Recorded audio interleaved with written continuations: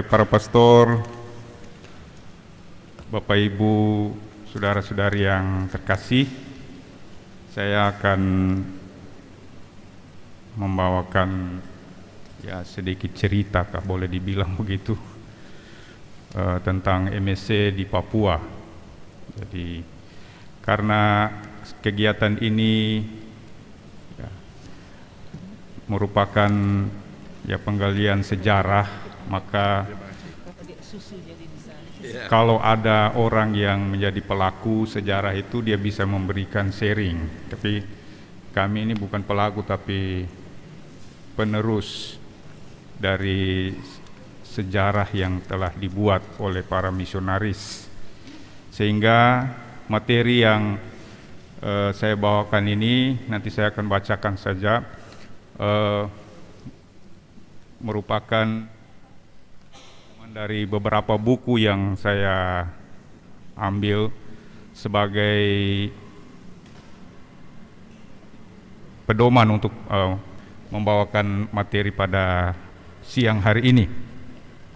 Ada beberapa buku yang saya pakai, yaitu ada 5. Pertama, Cerita Sejarah Gereja Katolik di Kei dan di Irian Barat oleh Pastor Hari Pranoto, SY. Mungkin Pak Pastor Bas tahu ini buku ini. Kemudian yang kedua, Sejarah Kehadiran dan Karya Tarekat MSC di Papua oleh Pastor Herman Pongantung, MSC. Kemudian ketiga, Sejarah Gereja Katolik di Irian Selatan, Menghantar Suku-suku Irian kepada Kristus oleh Keuskupan Agung Merauke dengan pengantar dari Monsinyur Yakobus Devenforde, MSC. Kemudian yang keempat, Menelusuri Jejak Misionaris Perintis 100 tahun Gereja Katolik di Papua Selatan oleh Willem Hanirawung, dulu frater yang praktek top di katedral tapi sudah keluar, sekarang jadi guru di Rex Mundi di Manado. Yang kelima itu Jalan Misi Gereja Papua oleh Felicia Permata Hanggu dalam majalah Hidup tanggal 25 Juni 2018. Jadi 5 sumber ini yang saya pakai untuk memberi pedoman bagi saya dalam memaparkan materi pada siang hari ini. Tema besar yang kita angkat yaitu kita harus lahir kembali, dan ini saya pahami sebagai bagaimana kita menggali sejarah, perjalanan sejarah, atau boleh secara biblis itu karya keselamatan Allah yang dilaksanakan di tanah Papua ini. Jadi kita harus lihat kembali. Tapi saya akan lebih menekankan untuk tarekat MSC saja, walaupun nanti ada beberapa bagian yang menyangkut tarekat-tarekat lain, tapi itu merupakan proses dalam sejarah MSC. Kehadiran dan karya tarekat MSC di Papua. Pada tanggal 19 Juli 1844, Paus Gregorius XVI dari Vatikan itu mengeluarkan dekrit mengenai ex debito pastoralis, di mana hasilnya dibentuk 2 vikariat, yakni Vikariat Mikronesia dan Vikariat Melanesia, yang wilayahnya dibagi yaitu 125 derajat bujur timur sampai 160 derajat bujur barat, yang meliputi Nova Guinea, itu Papua, Tobia, William, Southern, Eladen, Veset, Timolan, dan Ariau, dan lain-lain. MSC sendiri hadir di bumi ini atau di dunia itu pada tanggal 8 Desember 1854. Jadi setelah dekrit itu setahun kemudian 10 tahun kemudian baru MSC berdiri, dan pendirinya adalah Pater Jules Chevalier yang lahir tanggal 15 Maret 1824 meninggal tanggal 21 Oktober 1907. Nah, pada tahun 1882, ya kira-kira 27 tahun sejak berdirinya MSC ini, ya, mereka para pastor dahulu di Perancis ya berkeinginan untuk bekerja di Papua, ya, di Irian Barat dulu. Ya. Dan keinginan besar ini diajukan kepada Paus waktu itu. Permintaan kepada Paus supaya mereka bisa berkarya juga, karena sudah 27 tahun berdiri dan mereka siap untuk bermisi. Gitu. Nah, setelah diadakan perundingan yang agak lama, maka Kongregasi de Propaganda Fide memutuskan berdirinya Prefektur Apostolik Netherlands New Guinea. Keputusan ini terjadi berdasarkan atas permohonan tahun 1881 oleh Paus Santo Bapak Leo ke-13 kepada Pater Jules Chevalier, pendiri MSC, dengan tujuan untuk mengirimkan beberapa imam misionaris ke Kepulauan Melanesia dan Mikronesia. Dan sebagai Bapak pendiri kami, Tarekat MSC, Pater Jules Chevalier setuju. Namun tidak dengan sendirinya langsung menerima begitu dan mengutus. Mereka masih berdiskusi yang cukup panjang di kalangan anggota MSC Belanda sendiri, ya, apakah mereka menerima atau tidak yang misi yang luhur ini, terutama sehubungan dengan soal kemandirian dana untuk sebuah karya misi. Ya. Nah, walaupun demikian, para misionaris Hati Kudus atau MSC tetap ingin berkarya di West New Guinea, ya, daripada di Melanesia. Jadi Mikronesia dia lebih memilih ke situ. Tidak tahu kenapa alasannya. Dari buku-buku yang saya baca tidak dicantumkan itu alasan kenapa dia pilih itu. Tahun 1885, selama 13 bulan, ya, mereka dari Eropa, para pastor MSC yang pertama tiba di New Bridge, ya sekarang Keuskupan Rabaul di PNG, yaitu Pastor Stanislaus Hendrikus MSC diangkat menjadi uskup dan tiba di Pulau Jul dekat pesisir New Guinea bagian timur dari PNG. Nah, untuk di Papua atau Irian Barat, ya, waktu itu kontak pertama dengan Gereja Katolik itu terjadi tahun 1894, ya waktu Pater Lekok Armandil memulai misinya di Kapaur dekat Fakfak. Nah, namun 2 tahun kemudian, tanggal 27 Mei 1896, ia menemui ajalnya dan mati lemas di depan pantai Mimika. Nah, dari buku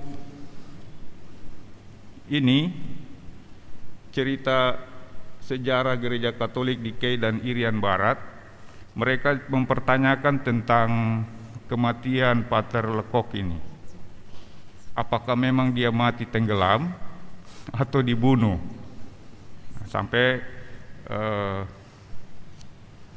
kepada pengadilan juga di Kei waktu itu. Tapi tadi sudah diceritakan cukup panjang lebar oleh Pater Bas, ya.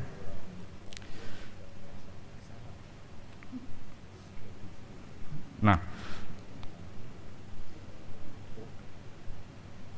para misionaris Yesuit itu sebenarnya sudah masuk ke Papua itu tahun 1892. Jadi sebelum Pater Lekok itu masuk di Fakfak, 1892 itu mereka sudah ke pantai selatan, ya, yang di tempat di Merauke namanya Salir ya, Pak Domin ya, kasih tahu ya. Nah, tapi Pater van der Leeuwen, SJ itu tidak menetap di sana. Dia langsung kembali lagi dia hanya beberapa minggu, kemudian dia kembali ke Langgur lagi. Tapi pada setahun berikut lagi dia kembali, dan ada rencana untuk membuka stasi, namanya stasi karena masih masuk dekenat dari wilayah Maluku dan Ambon, sehingga mereka buat stasi di Merauke sebenarnya, dan akan bekerja sama dengan pemerintah membangun pos di situ. Tetapi karena terjadi pembunuhan yang cukup hebat di situ, ya, mereka tidak jadi mendirikan pos, dan pos tutup. Itu tahun 1893. Pada tahun 1895 dimulailah usaha diplomatis antara Gereja Katolik Roma dan pemerintah Belanda serta pihak tarekat MSC. Nah, pembicaraan ini cukup panjang, sekitar 7 tahun lamanya, tapi akhirnya Roma dapat mengeluarkan keputusan bahwa wilayah Maluku dan Papua Barat dapat dipisahkan dari Vikariat Batavia dan namanya Prefektur Papua New Guinea Belanda, yang pusatnya di Langgur. Jadi Langgur itu sebagai pusat strategi dan logistik para misionaris dulu.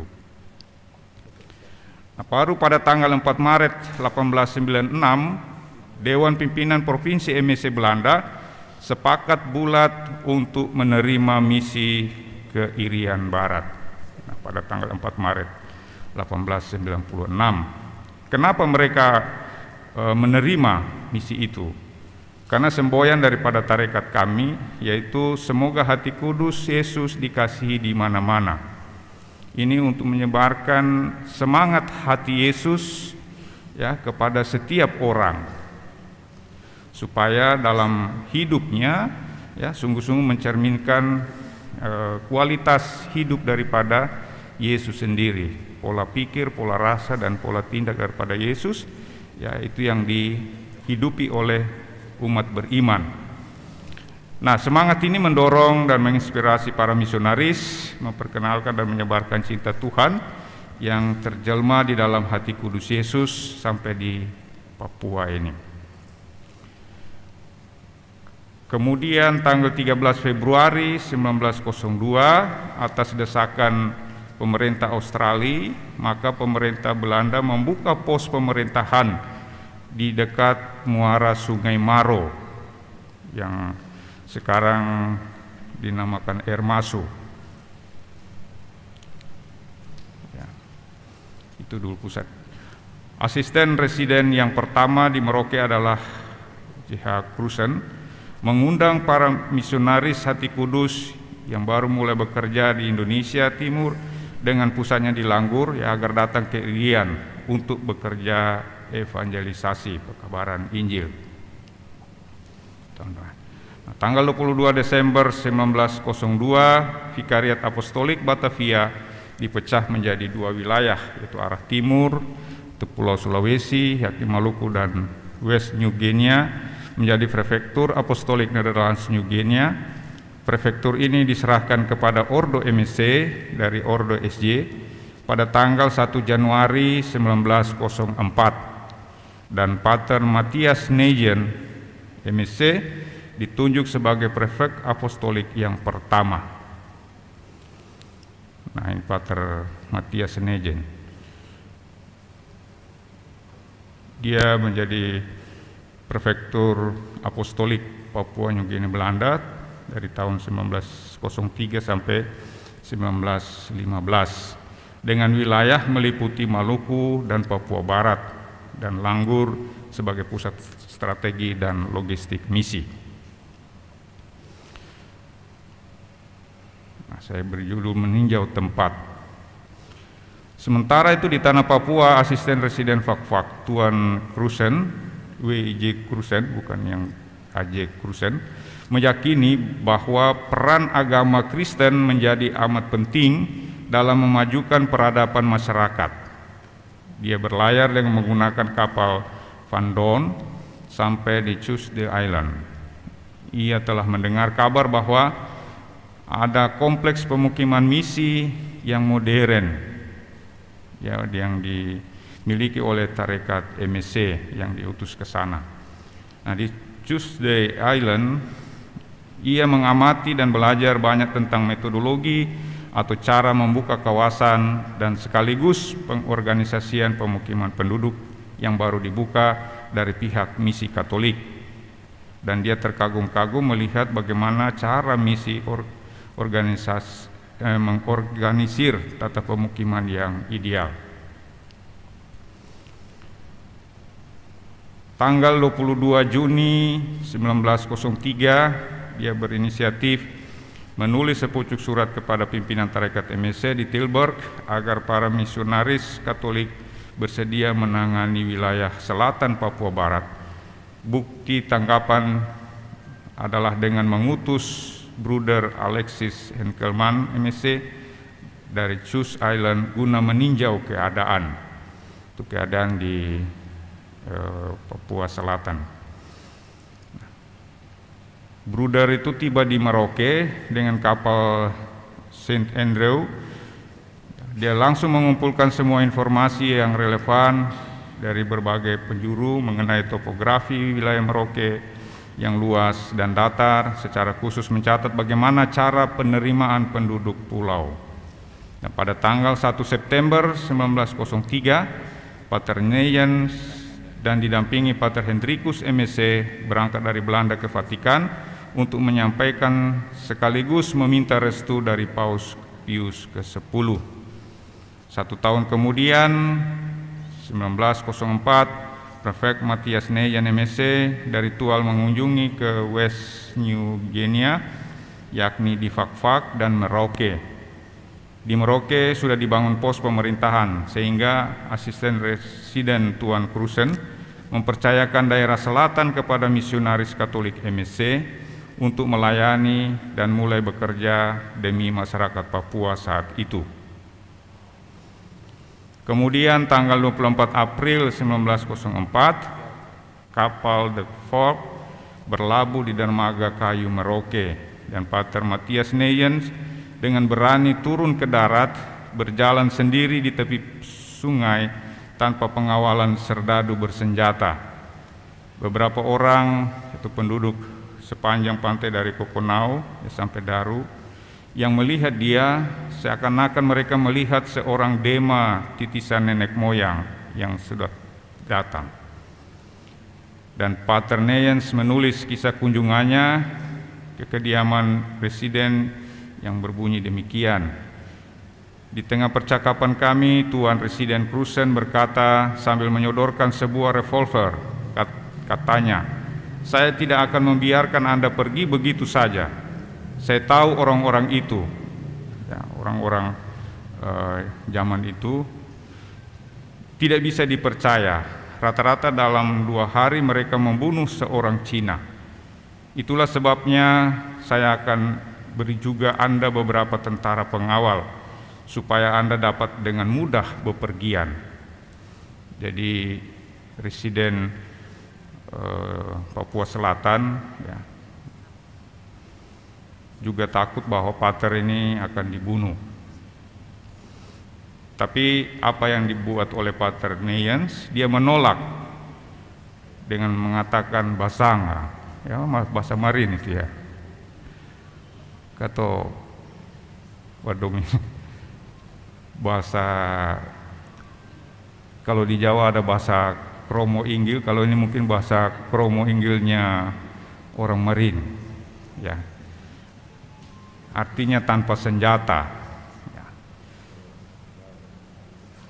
Nah, lalu Tuan Cruzen menyediakan 7-8 hektar tanah untuk misi. Itu yang ada di biara MSC sekarang, katedral, keuskupan dan susteran PBHK, itu sekitar 8 hektar itu. Ya. Sama SMP John dengan SMA John itu juga masuk. Jadi pemerintah Belanda dulu menyerahkan tanah itu kepada MSC. Dan dengan berbekal dua kosakata paterneyens ya, dengan kata kai sahabat dan ijis nama sebagai senjatanya, dan dia melangkahkan kaki menuju pemukiman penduduk Nuari, dan itulah hari bersejarah kontak perdana. Dia memperkenalkan nama diri misionaris, tapi oleh penduduk setempat mengatakan misnorei. Ya, itu. Pemerintah pada saat itu memberikan kepercayaan dan kebebasan bagi gereja Katolik di tanah Papua bersama dengan gereja Sending, Kama, dan lain-lain. Oleh karena itu, paterneyens untuk pertama kali juga mengadakan kunjungan ke muara Sungai Maro, Kimam, Okaba, Bade, dan Muting di Maroke. Paterneyens pada tahun 1904 juga mengadakan kunjungan ke kampung Skeru, Fakfak, ya mungkin salah tulis ya, salah namanya, apa yang betul saya, karena ini saya kutip dari buku, ditulis begitu.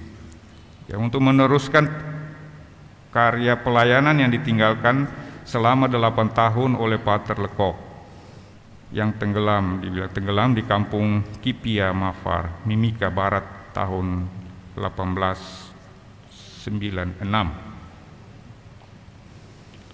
Nah, sesudah kunjungan pertama dari Pater Matias Neyen MSc ke Merauke dan Fakfak tahun 1904, kemudian datanglah ke Merauke rombongan pertama misionaris MSc, dan pada tanggal 14 Agustus 1905 4 orang misionaris utusan Vatikan untuk pertama kali mendarat di tanah Papua, khususnya di Merauke.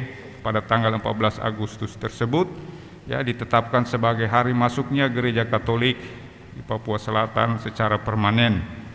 Ya. Ini juga sudah dilegalkan oleh pemerintah dengan peraturan daerah nomor 1 tahun 2011. Perda Merauke, sehingga pada tanggal 14 Agustus itu menjadi hari libur fakultatif bagi masyarakat Merauke, hari masuknya pekabaran Injil di Merauke. Nama 4 misionaris yang mulai berkarya di selatan tanah Papua adalah Pastor Henry Nolan MSc, Pastor Philippus Brown MSc, Bruder Adrian Russell MSc, dan Bruder Melchior Omen MSc. Dan karya pelayanan atau tempat di mana dikunjungi keempat misionaris ini, yang pertama yaitu Muyu Mandobo, Tanah Merah, Kimam, Bade, Mapi, dan Asmat. Kemudian tanggal 22 Desember 1905 Bruder Norbertus Harmers menyusul keempat misionaris ini. Nah, di wilayah yang baru dibuka ini, hal yang membedakan kehadiran para misionaris dengan warga pendatang lainnya adalah bahwa para misionaris itu bekerja menyembuhkan orang-orang sakit. Jadi karya karitatif yang dilakukan oleh para pastor dan bruder ya pada waktu itu ya untuk menolong orang-orang yang sedang sakit. Nah, ini keempat misionaris, Pater Henry Nowen, Pater Philippus Brown, Melchior Omen, dan Bruder Adrian van Russell. Dan ketika para misionaris ini menetap di Merauke, ini bangunan rumah biara MSc yang pertama yang ada kalau sudah ke Merauke di depan keuskupan ya. Dulu masih pakai daun rumbia dan pagar mati dengan kawat duri.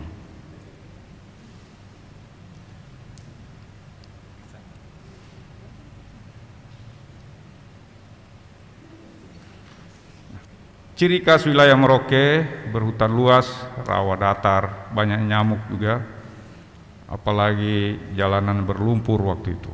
Para misionaris setia mengunjungi gubuk-gubuk sepanjang pesisir pantai untuk menyembuhkan orang-orang sakit, yang memasuki rumah pondok di darat istilahnya Bob, berbicara di rumah bujang, Utade, ya, di mana tempat bertemunya para pria dewasa. Nah, pada tanggal 1 Februari 1906, Pater Nolen ya, berbicara di rumah bujang itu tentang surga dan neraka. Nah, dulu para pedagang yang datang mengatakan bahwa surga dan neraka itu ada di Surabaya, dan barang-barang kelontong semua itu didatangkan dari sana, para pedagang itu. Jadi bilang surga dan neraka itu ada di sana. Bahkan ketika ada orang meninggal, ya, arwahnya bilang ada di Surabaya. Begitu. Itu cerita dari para pedagang. Nah, ini diluruskan oleh Pater Nolen ini, ya, dan sehingga dia mengajarkan tentang surga dan neraka kepada penduduk setempat. Nah,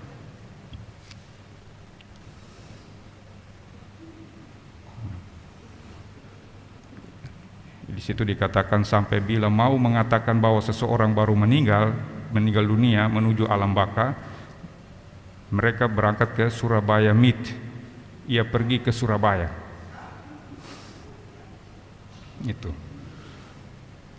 Nah, ciri khas orang dewasa dari penduduk di Merauke, ya, itu dulunya mereka tangkas untuk mengayau, memenggal kepala manusia.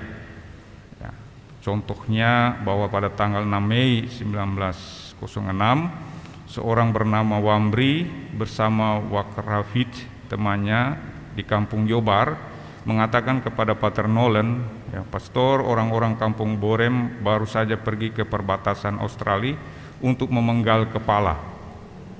Dan pastor itu bertanya, ya, dan mempertanyakan tentang kegiatan itu. Nah, pastor akhirnya tahu bahwa maksud orang pergi mengayau, ya, bukan untuk hanya mencari daging manusia itu dimakan, tetapi juga untuk mendapatkan nama. Nama orang yang dibunuh itu diberikan kepada anak yang lahir, lalu kemudian kampung tempat di mana orang itu dibunuh itu dipakai untuk nama binatang. Mudah-mudahan ini tidak salah, ya. Nanti Pak Domin dengan bisa memberikan koreksi atau apa kalau salah, karena Pak Domin kan orang asli Marin. Jadi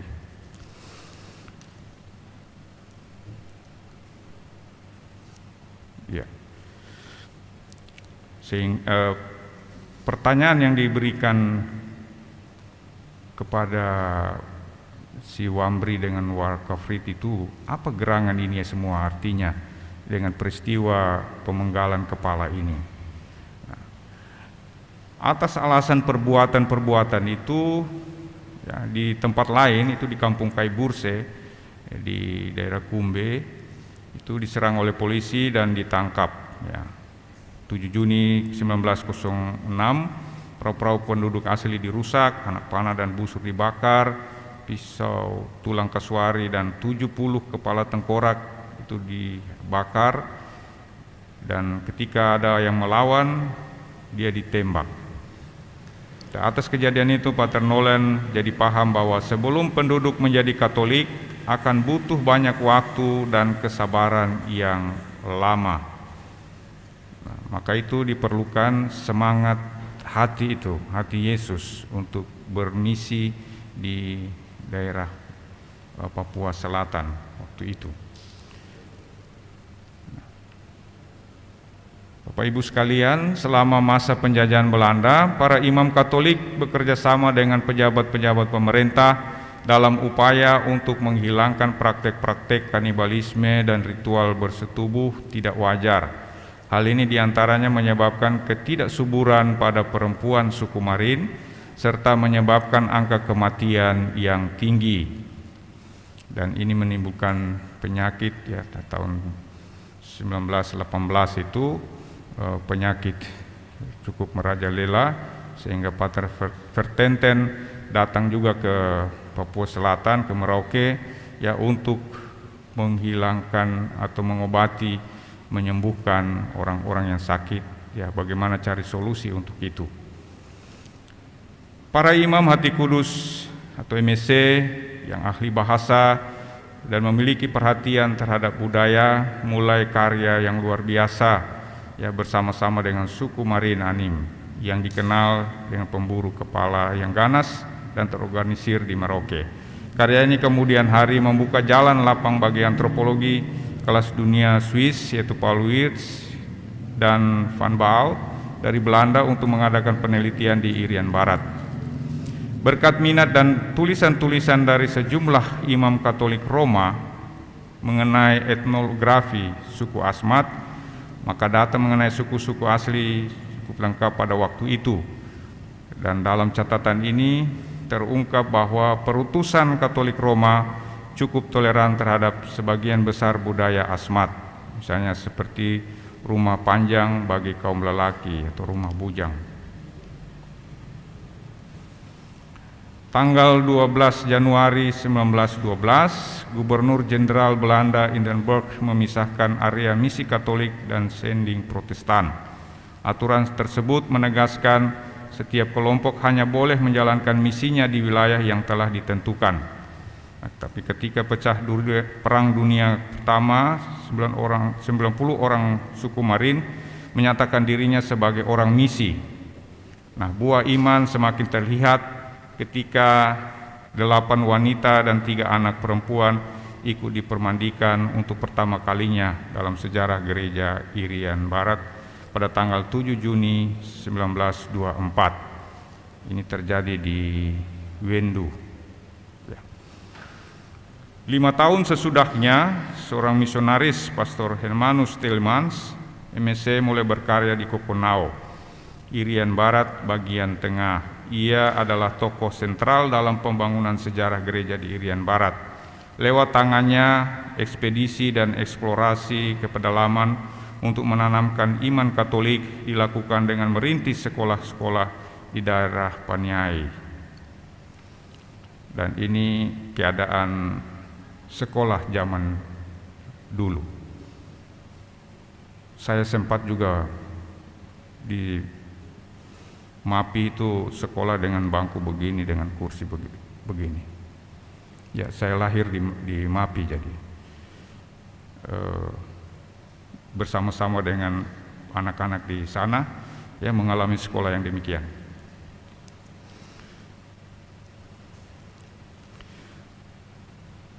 Namun sepak terjang dari MSC di Pulau Cendrawasih ini pun membutuhkan bantuan. Provinsial MSC kemudian meminta bantuan dari OFM.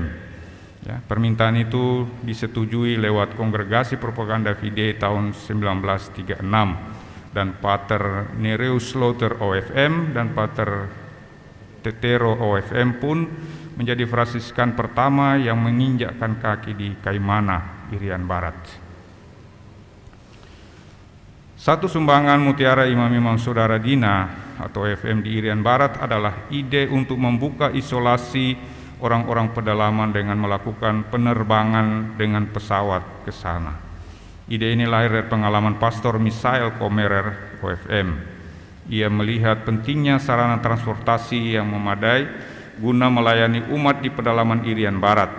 Usaha ini akhirnya menghasilkan maskapai penerbangan pertama di Irian yang dimiliki oleh 4 keuskupan, yaitu AMA. Maskapai ini dimulai dengan sebuah pesawat hibah pada tahun 1956. Nanti mungkin lebih jelasnya dari tarekat OFM yang akan menjelaskan lebih jauh lagi. Nah, peninggalan MSC. Para imam MSC sangat peduli dengan budaya masyarakat asli Papua. Pada tahun 1938, Pastor Drabe MSC di Uta dipindahkan ke Kokonau. Setahun setelah itu ia mempelajari bahasa Mimika. Tidak lama dia dipindahkan lagi ke MAPI dan beberapa bulan saja menyusun kamus kecil bahasa Yahai. Berbekal kefasihan bahasanya, dia menerjemahkan buku katekismus, buku doa, sejumlah cerita dari kitab suci ke bahasa Yahai. Tahun 2004 itu saya masih mendapatkan catatan, ada buku di pastoran di MAPI pada saat itu baru jadi imam baru, jadi ditugaskan di KP juga. Saya mendapatkan itu, hanya saya tidak mengambil buku itu untuk dikopi atau apa, tapi ditinggal saja di ruang pastor Viket gitu.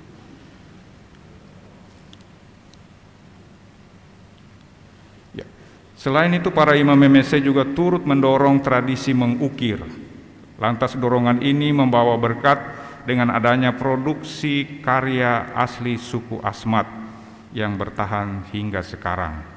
Dan tidak berhenti di situ, gereja juga membantu program seni suku Asmat bekerja sama dengan PBB yang dimulai tahun 1968. 2 tahun kemudian, Uskup Agas Alfonsus Agustus Wada memulai pembangunan Museum Seni, Budaya, dan Perkembangan Suku Asmat di Agats. Dia juga membuat lomba mengukir yang hingga hari ini tradisi itu berlanjut.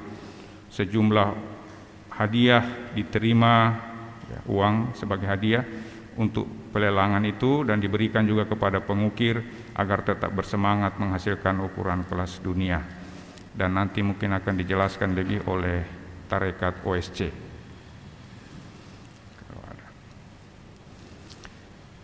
Bapak Ibu, saudara-saudari, para pastor, ya, keterbukaan gereja Katolik akan inkulturasi dikarenakan terdapat keyakinan bahwa Tuhan datang untuk semua orang dan orang-orang bukan Katolik pun berhak memperoleh keselamatan. Oleh karena itu, terdapat ruang rasa penghargaan yang lebih besar terhadap kebudayaan tradisional Papua dan kepercayaan tradisional mereka. Pola pikir ini yang menghantar gereja Katolik untuk selalu kembali kepada kecenderungan membantu orang-orang Papua. Sejak pertama kali menginjakkan kaki di Papua, pihak gereja telah membangun sekolah-sekolah di lokasi-lokasi pusat dan secara bertahap mengenalkan pendidikan, kesehatan, juga menjadi perhatian utama dengan pemberantasan penyakit kelamin dan juga penyakit kulit, bersama dengan menggalakkan kebersihan dengan menggali sumur untuk air bersih.